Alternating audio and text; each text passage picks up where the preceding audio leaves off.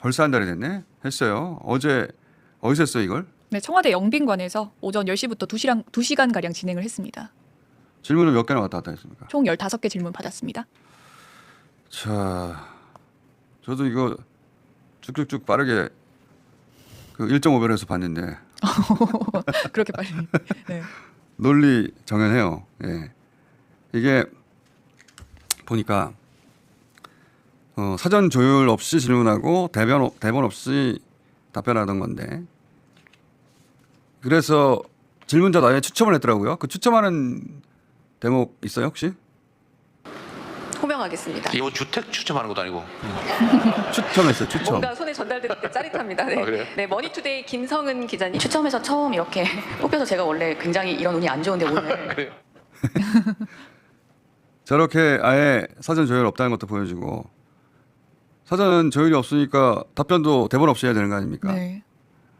제가 20년 넘게 수많은 정치인들 인터뷰하고 봤는데 저게 되는 정치는 극소수예요.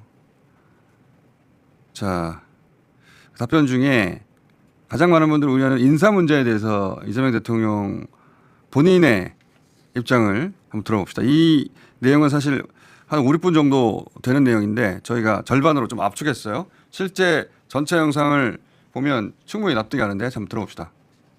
우리는 뭐 최선을 다했지만 국민들의 눈높이나 또는 야당 또는 뭐 지지층 안에 기대치에 좀 못 미치는 그런 측면도 있어 보입니다. 우리의 색깔에 맞는 한쪽 편에 맞는 사람만 선택해서 쓸 수도 있죠. 근데 제가 이제는 대한민국 전체를 대표하는 대통령의 직무를 수행하기 때문에 실제로 우리 국민들이 하나로 모일 수 있는 통합의 국정을 해야 합니다. 그리고 마음에 드는 또는 색깔이 같은 쪽만 쭉 쓰면은 위험하죠. 시멘트, 자갈, 모래, 물 이런 걸 섞어야 콘크리트가 됩니다. 모래만 잔뜩 모으면 모래더미가 될 뿐입니다. 그래서 차이는 불편한 것이기도 하지만 시너지의 원천이기도 하죠. 특히 정치 영역에서는 최근 검찰 인사 관련돼서 이런저런 지적들이 있는데 저는 뭐 성남시장 경기지사를 거쳐오면서 우리하고 색깔이 비슷한 우리를 지지했던 쪽을 골라낼 수도 없었고 있는 자원을 최대한 써야 됐고 그리고 공직자들은 특히 직업 공무원들은 지휘자, 인사권자에 따라서 움직이게 돼 있어요.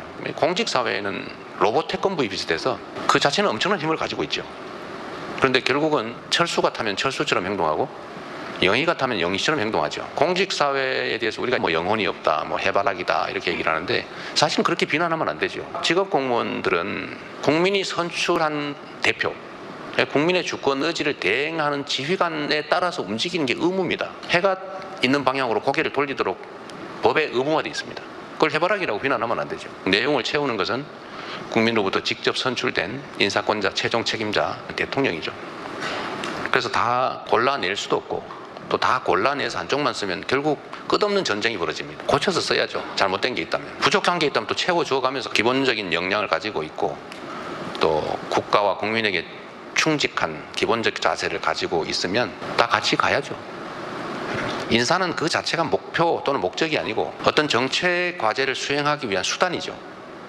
어떤 정책을 채택할 것이냐 또는 어떤 정책에 대해서 어떤 결과를 만들어낼 거냐를 가지고 평가 판단하는 게 좋지 않을까. 좀 시간을 주고